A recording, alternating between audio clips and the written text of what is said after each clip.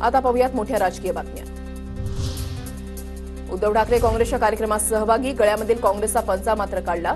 काँग्रेसचा पंचा घातलेला फोटो उद्या नक्की येईल। ठाकरेंच्या टोल्यानंतर उपस्थितांमध्ये हशा।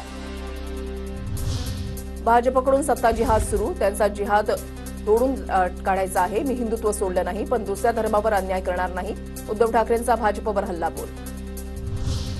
जानेवारी 2025ला भाजपला नवीन राष्ट्रीय अध्यक्ष मिळणार।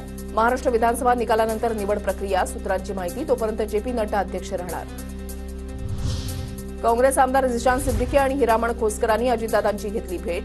मतदारसंघातील कामांबाबत चर्चा करण्यासाठी भेट। झिशान सिद्दीकींची प्रतिक्रिया। झिशान सिद्दीकी आणि हिरामण खोसकरांचा संपर्क मोठा, वडील आलेत, झिशान सिद्दीकीही आमच्याकडे येणारच, हसन मुश्रीफांचा दावा। दोन्ही नेत्यांमध्ये असा वाद होणं हे माहितीला घातक, रामदास कदमांचा गैरसमज स्वतः फडणवीस दूर करतील। उदय सामंतांची रामदास कदम, रवींद्र चव्हाण यांच्यामधल्या वादावर प्रतिक्रिया।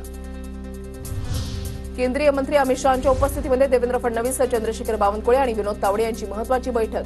भाजपाध्यक्ष जेपी नड्डांचीही उपस्थिती। विधानसभा निवडणुकीनंतर बैठकीमध्ये महत्त्वपूर्ण चर्चा झाल्याची माहिती।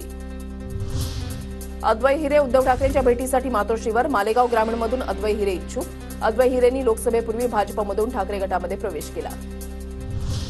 विधानसभेसाठी इच्छुकांचे अर्ज येण्यासाठी आणखी जास्तीचा वेळ पाहिजे। आतापर्यंत पश्चिम महाराष्ट्रामधून सर्वाधिक इच्छुकांचे अर्ज, मनोज जरांगेंची माहिती।